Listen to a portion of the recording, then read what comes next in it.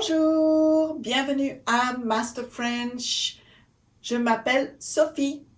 Hello, welcome to Master French. My name is Sophie.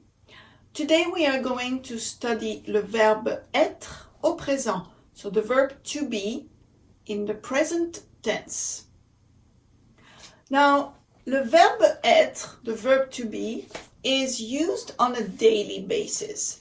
So we use it to talk about a specific place we are at, or to talk about how we are feeling, or how we look. So we use le verbe être with adjectives, with describing words. So let's start. Je suis. Je suis. I am. Tu es. Tu es. You are. Now this one is informal, meaning that you use tu when you talk to a friend or someone you know really well, and also your family, and also tu is used among kids and teenagers. Tu es. Il est. Il est. He is. Elle est. Elle est. She is.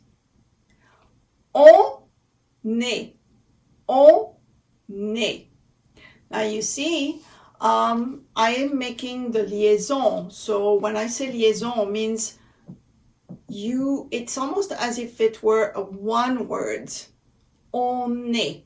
Because A starts with a vowel, which is the vowel E, and on ends with the N.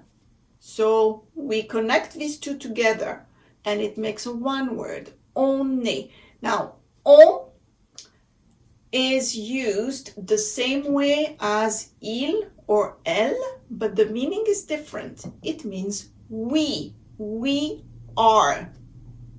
But we conjugate the verbs the same way as il and elle. The next one, nous sommes. Nous sommes.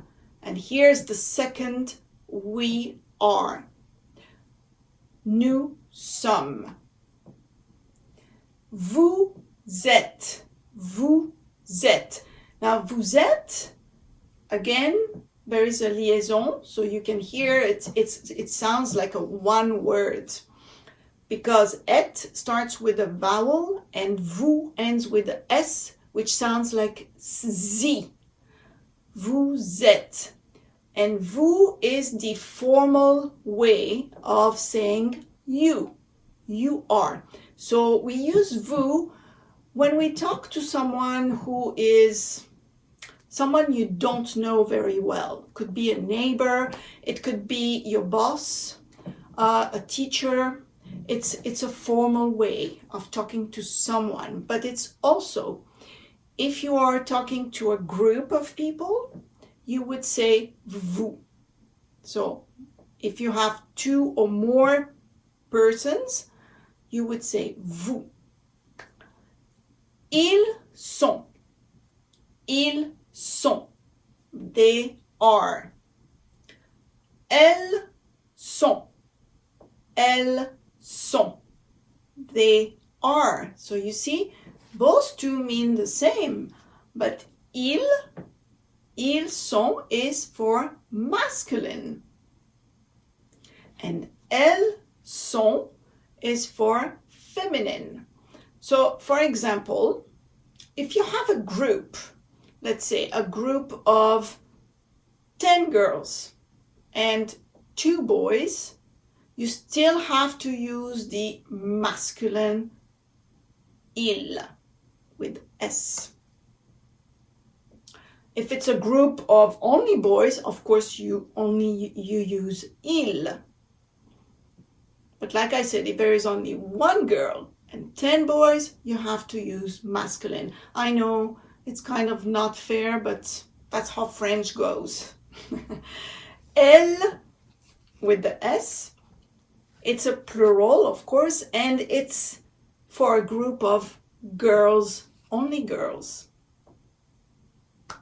All right.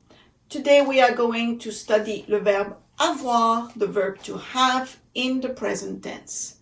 And this is a very irregular verb, meaning the spelling will change depending on each pronoun. Let's start. J'ai. J'ai. I have. Now, if you notice here, the je, which means I, has changed because et, the verb avoir, starts with a vowel. So we have to cross out the e in the pronoun je. And it's as if it were a one word. J'ai. Tu as. Tu as. You have. Now, tu is an informal way to talk to someone. We use tu with a friend or a family member, and also tu is used among kids and teenagers. Even if they don't know each other, they use tu. Il a. Il a. He has. Elle a. Elle a. She has. On a. On a. Now this one is a bit tricky. It means we have. Yeah, in French we have two ways to say oui.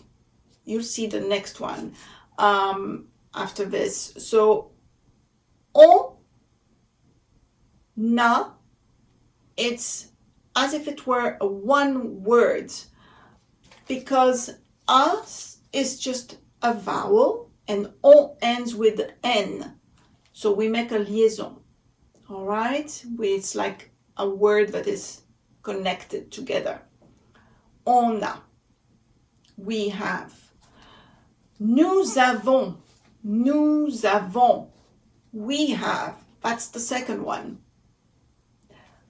So it doesn't mean that either one is informal or formal. No, they mean the same thing. You can use on a or nous avons. And nous avons, we make the liaison. It's like when you pronounce it, it's as if it were a one word. Nous avons. So nous, the S at the end sounds like a Z. All right? Nous avons, we have. Vous avez. Vous avez. You have. Now, this one, it's another way to say you, but we use it in a formal way. So if we talk, for example, to our boss or a teacher, someone we don't know very well, a neighbor, so it's a very polite way. If you go to the bakery, you would say vous, all right? Vous avez. And again, we make the liaison. It's as if it were a one word. The S at the end of vous sounds like Z. Vous avez. Ils ont. Ils ont. They have. They have. Now, ils ont, it's for a group of, let's say, boys. But if in that group there is, let's say, 10 girls, there are 10 girls, and one boy, it's still ils ont. So the masculine is used even though there are 10 girls in the group and one boy, we use ils ont. Yeah, this is the French language, I know. Elles ont, they have, this is only for girls. So a group of girls or two girls. Elles ont. Now I'm going to give you some sentences. Il a un petit chien. Il a un petit chien. J'ai une belle voiture. J'ai une belle voiture. Tu as une grande maison. Tu as une grande maison. Nous avons un nouveau camion. Nous avons un nouveau camion. Vous avez de beaux sacs. Vous avez de beaux sacs. Elles ont des poupées. Elles ont des poupées. Ils ont 2 chiens. Ils ont 2 chiens. Now, we also use le verbe avoir in some expressions to talk about a state of being. For example, j'ai faim. J'ai faim. I'm hungry. So you see, in English, you use the verb to be. In French, we use the verb to have. So you don't want to get confused here. J'ai soif.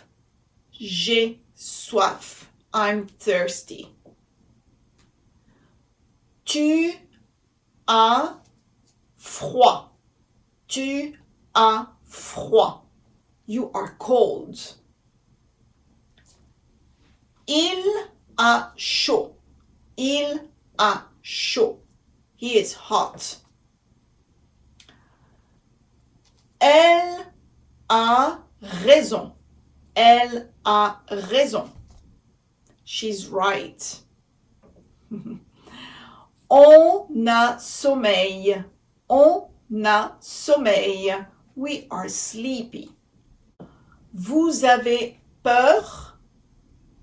Vous avez peur. You are scared.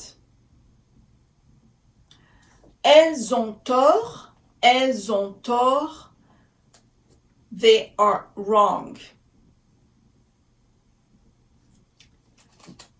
Elles ont honte. Elles ont honte. They are ashamed. Okay, and the verb avoir is used when we want to talk about our age.